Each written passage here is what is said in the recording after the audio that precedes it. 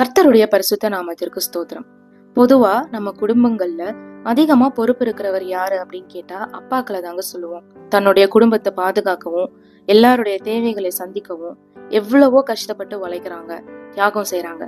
ஆனா இந்த உலகத்துல இருக்கிற பெஸ்டான அப்பாவா இருந்தா கூட அவங்களும் ஒரு சில குறைகள் உள்ள மனுஷங்க தாங்க.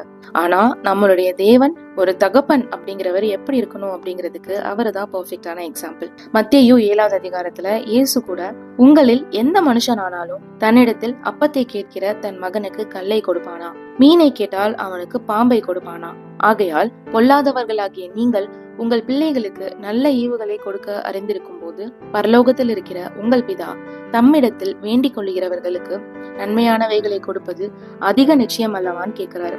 குறையுள்ள மனுஷங்களாகிய நம்மளே நம்மளுடைய பிள்ளைங்களுக்கு பெஸ்டான விஷயங்களை கொடுக்கணும்னு நினைக்கிறப்போ இந்த உலகத்தையே படைச்ச தேவன் நம்ம மேல எவ்வளவு நன்மைகளை பொழியறதுக்கு ஆசையா இருப்பாரு. எபிரேய மொழியில நம்மளுடைய பிதா அப்படிங்கறத அவினோ அப்படின்னு எழுதியிருக்கிறாங்க. நாம ஒரு புரோக்கன் வேர்ல்ட்ல தாங்க வாழ்றோம். எல்லாருக்கும் அன்பான அப்பாக்கள் கிடைக்கிறது கஷ்டம் தாங்க. ஒருவேளை இந்த உலகத்துல அன்பில்லாத ஒரு எமோஷனலி டிஸ்டன்டான உங்களை காயப்படுத்தின அப்பா உங்களுக்கு இருந்திருக்கலாம். ஆனா பைபிள் என்ன சொல்லுது அப்படின்னா, அந்தபடி திரும்பவும் பயப்படுகிறதற்கு நீங்கள் அடிமைத்தனத்தின் ஆவியை பெறாமல் அப்பா பிதாவே என்று கூப்பிட பண்ணுகிற புத்திர சுவிகாரத்தின் ஆவியை பெற்றீர்கள்னு சொல்லுது. இந்த அப்பா அப்படிங்கிற வார்த்தை ரொம்ப ஸ்பெஷலான வேர்டுங்க. மற்ற பழங்கால மதங்கள் எல்லாமே தங்களுடைய தெய்வங்களை பயத்தோட அணுக வேண்டிய தூரத்துல இருக்கிற ஒரு எஜமானனா பார்த்தப்போ, இந்த பைபிள்ல இருக்கிற தேவனும் நம்மள ஒரு நெருங்கிய உறவுக்குள்ள அழைக்கிறாருங்க.